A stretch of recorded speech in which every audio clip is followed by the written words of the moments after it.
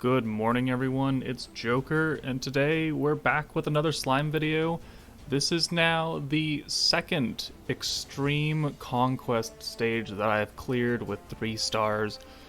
Today we are doing the Charybdis stage, Calamity something dark side. I don't remember the full title. It's Charybdis though. You use the wind team.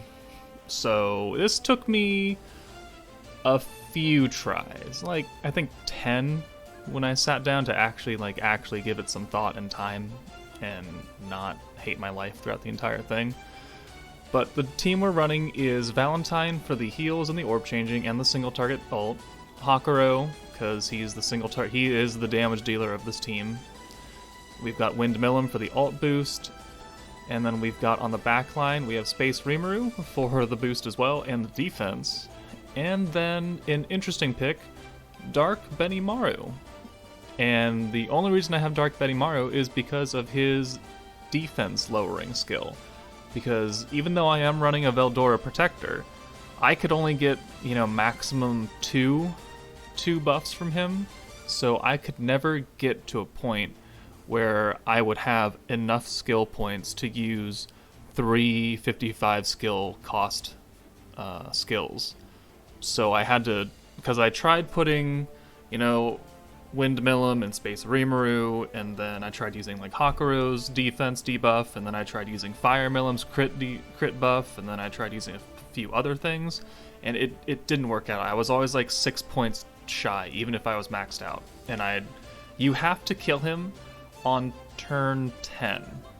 Otherwise he's gonna heal back like 3/4 of his HP. So, and then your units are mostly dead, because by the end of this run, my units were very mostly dead. Even the healing from Valentine, is useful. We used it twice, because we do get a lot of points in this fight, because it is a relatively long fight. But the cost gets too high for what you need to do on turn 10 for using, 110 points at minimum to even have a shot.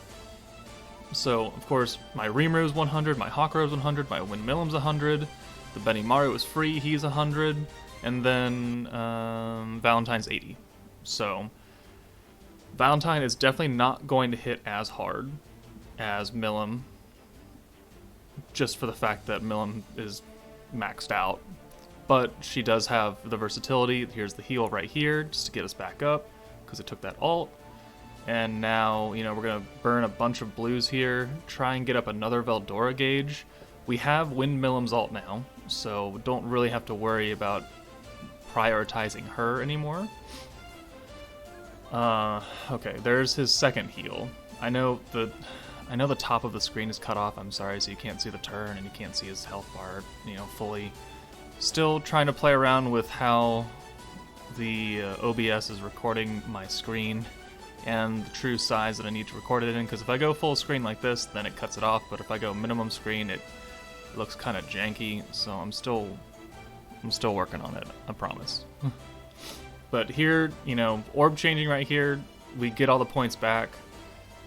We're looking really good. We can get both of their ults today, right here. So here, I'm going to change out Windmillum in hopes that I can get a 6th green orb, because we don't really need Windmillum up front, because I need to buff with Space Rimuru, and I need to have someone to swap out to get the buff, because if you run this team, and if you want to, do your perfect rotation of have Valentine, Hakuro, and Millum all at the same time, you cannot have all 3 of them buffed with Rimuru's skill, because you have to swap Rimuru in, which means someone's got to go. So it's better to bring Rimuru in beforehand, make sure he has a card, and then pull someone out. That way you can pop the buff on your 2 biggest dealers, and then get Rimuru out, get Benimaru in to do the debuff nuke, and then bring in the person you swapped out that's actually going to hit. So we got a 5-hand, because they didn't switch us into a green card, we got an orange card, so we got a 5-hit skill right there. So I don't know if you can see it, but he has a lot of health. He has a crap ton of health. Again, I'm sorry you can't see his health bar. It's like we've taken down probably a sixth of his bar now, and we have to rely on this turn. This is turn 9. So we have this turn and we have one more turn to kill him. So, what we're going to do here is we're going to buff the alts, or buff the damage right here with Space Rimuru. That way we give both our single targets, at maximum firepower. So we do that, and then we're going to get Rimuru out for Benimaru, and use his very cheap, but effective, I think it's 15% defense lower? Let's check that. Yeah, 15%, which makes a big difference, actually, for some reason. Like, I hate Hakuro's, but I like Benimaru's, and it makes no sense. Maybe it's just the cost. So, got Benimaru out, now we've got Windmill him in. We're going to boost the alts. We used Veldora, which means we got another 10%, so we are sitting at 90% alt damage by, just from that one skill. So now we're going to full send with all these blues. We're at 3 alts, 2 of them are super buffed, and 1 of them is very buffed. And then hopefully we can kill with these other 2 follow-up skills. But, like you cannot see, he has a lot of fucking health left. And that ult didn't do much. This ult did less than I wanted. 23, I mean it's good. So we're now below 50% HP on him. And then my man Hakuro, 38,000. And the 2 follow-up attacks, take him out.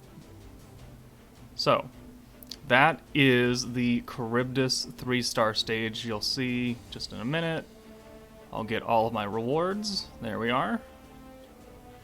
And, hey, I got a silver hammer. I can't get silver hammers from parallel processing, but I get them from beating this. So, I mean, whatever. It's not a big deal at all. Not that I'm bitter about it. There's my team.